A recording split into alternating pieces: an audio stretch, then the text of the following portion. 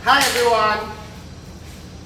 Straight from Davao City, they bring this LC300 VX to PRS for a 360 camera. It's composed of the front cam. This is the front camera.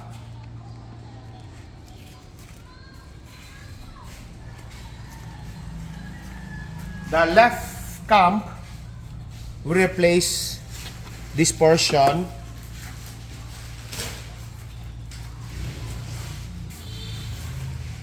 The rear camera also.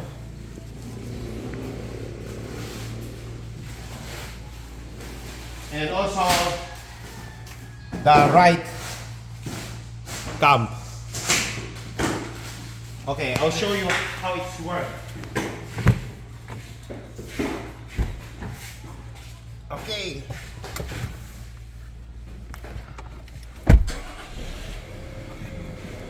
Let's finish install. Okay.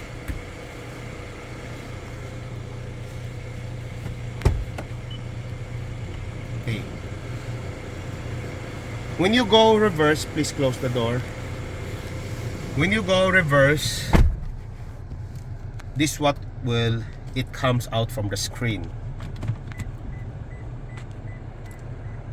This is the back, and after this is the 360 camera. Okay, this is when parking off, it get more bright than on parking. And also there's a switch here, 360 switch. You can change the view. Like this is the front view.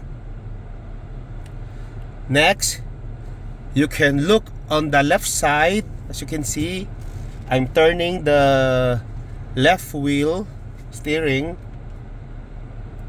and this is the overview all of the unit.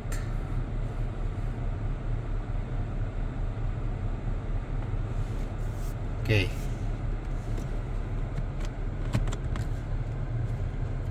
So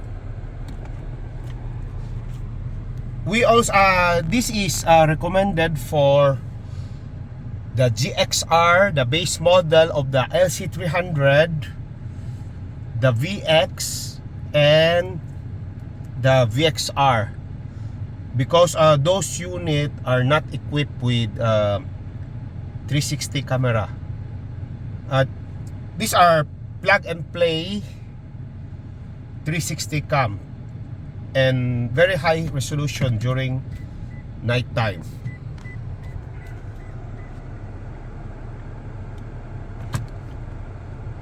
Okay. If you're interested with our 360 cam, feel free to message me here at PRS. And also please subscribe and like my YouTube channel, PRS CAR ACCESSORIES. Personalized touch always here. Stay safe always. Bye!